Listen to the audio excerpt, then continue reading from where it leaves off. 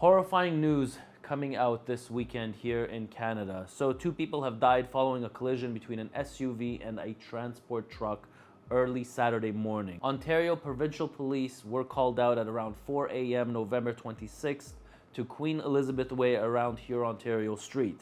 The police said that an SUV was attempting to merge onto the highway towards Toronto from Hurontario Street when it collided with a transport truck. The female driver and a male passenger were both declared dead at the scene.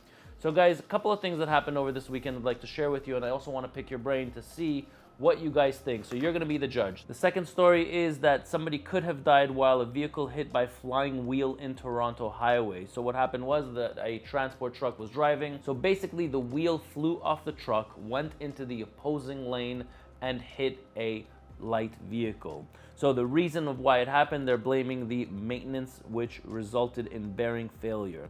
So I want to tell you a story, and I want to kind of get your opinion on this. So imagine hypothetically there was a truck that drove down the highway, and the driver was driving from here, the GTA in Toronto, and he was driving to Pennsylvania. And on his way to Pennsylvania, basically his tire came off of his truck due to the lack of maintenance from the company and due to the driver that didn't check in his pre-trip the oil inside the hubs, and the tire came off of the truck and then hit a minivan with a driver and 3 kids there. The driver was dead on the scene and the 3 kids are in critical condition. So I want to basically give you the entire story, and then I want you to decide, if you were the judge, who would you sentence in the story. Let's give you a little bit of history on the driver. The driver has a clean record, no priors, and has only 2 months experience driving a commercial vehicle. The safety rating of the trucking company is unsatisfactory. So in this hypothetical situation, the trucking company had a DOT audit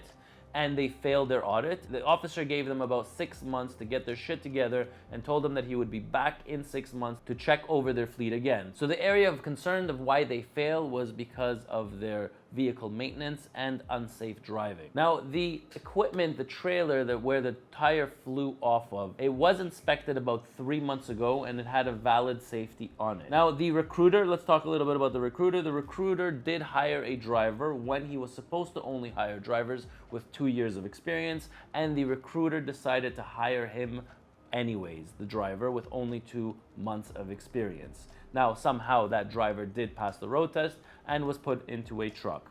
Now, the insurance company, can we blame them? Maybe. How does an insurance company allow for a truck driver with 2 months of experience to go solo? Sometimes they don't have control over it because the trucking company will just end up putting the driver inside that truck anyway. So here are the list of people who you can sentence, but I'd like to know how you would sentence them. So the company driver. Would you sentence the company driver who did not check or do a proper PTI? As part of your daily PTI, one of the responsibilities of the driver is to check the oil level inside the hub. So can the driver be sentenced? I don't know, only you can decide. So you are the judge in this story, in this hypothetical situation. So is it the driver that you would sentence? Would it be the company that you would sentence that already has a precondition for unsafe driving and for malfunctioning equipment? Is there any blame that should be put on the MTO or the DOT officer that did the audit? I mean, he did give them 6 months to clean up their act, but within that 6 months, somebody has died on the road because of this fleet that is not properly maintaining their equipment. Now the mechanic, obviously, we have a mechanic that provided the safety inspection.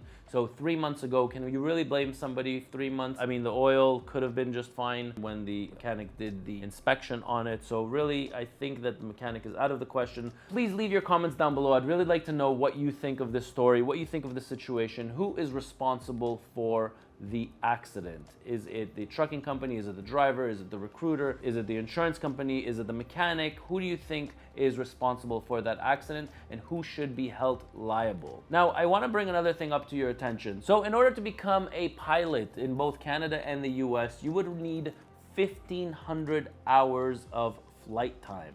So it would take you approximately 2 years to get your pilot license. Now, in order to become a plumber in Canada, you would need 9,000 hours of training and actually work hours before you can become a licensed plumber. So that would take you about 5 years.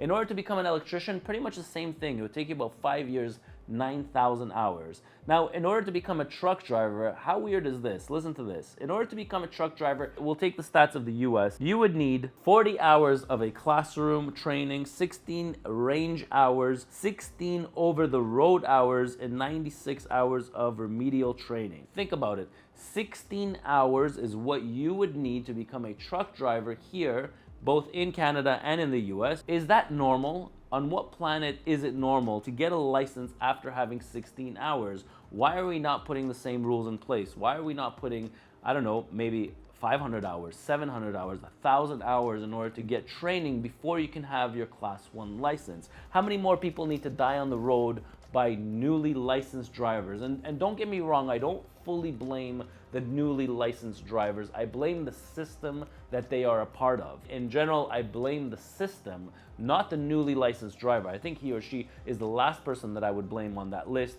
because is it really his fault? Yes, it's his fault for not doing a proper PTI. But is it really his fault because he was put into this horrible system for him to be able to get his Class 1 license? I mean, you wouldn't believe the kind of drivers that we get through the doors that have a license and are not ready to be able to drive trucks on their own. You really need to put a much better system in place, a much better training system in place, a lot like plumbers, a lot like electricians. Why not make somebody go through 1,000 hours of training before they actually get their license? Would we not be saving more lives on the road? Why is it that we're making it so easy for anybody to get a Class 1 license? And the worst thing about everything is that every time I read these articles, and when you actually follow through, so there was a newly licensed driver that killed a woman in Niagara Falls probably about a year or two ago. He was a newly licensed driver, got sentenced for about, I think it was 7 or 8 years is what I read. But poor driver, I mean, for God's sakes, the guy is a newly licensed driver. The system is just horrible. It could very well be that he's afraid to say no. It could very well be that he needs to support his family. He needs to support his kids, and the system allows him to drive on his own as a newly licensed driver. So here he is on his first trip or second trip. Something happens. He gets into a situation that he just doesn't know how to come out of, and the lack of experience is what made him get into an accident. And yes, it is extremely unfortunate that he killed somebody, but what about the system? I mean, the driver gets sentenced. Where is the recruiter? Where is the trucking company? Where's the owners of the trucking company? Where are they in all this picture? Because a lot of the times when you look at these trucking companies and you look at the deaths that are happening on the road, and then you start looking at the safety score of these companies and how they're recruiting drivers, the whole thing is just one big, it could have been avoidable if somebody was just on top of it before the accident. Well, I'd love to hear what you think. I really want to know your opinion about it on my hypothetical situation. I want you to know that I read these articles all the time, and it breaks my heart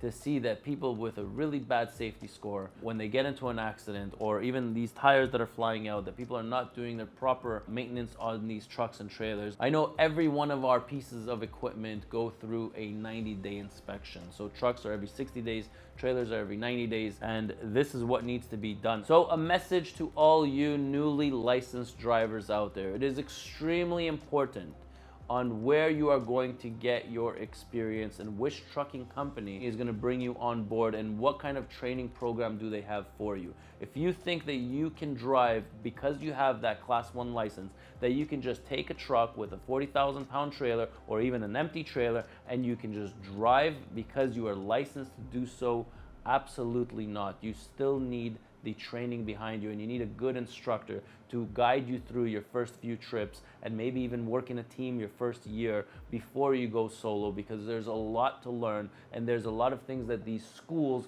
will not teach you. Scenarios that you will get into that you really need the hours to be able to know how to get out of those situations. Well, I hope you learned something from this video. I really want to hear your comments on who you would blame for the accident. And I'm Ronen, R-O-N-E-N, and I'll catch you in my next video.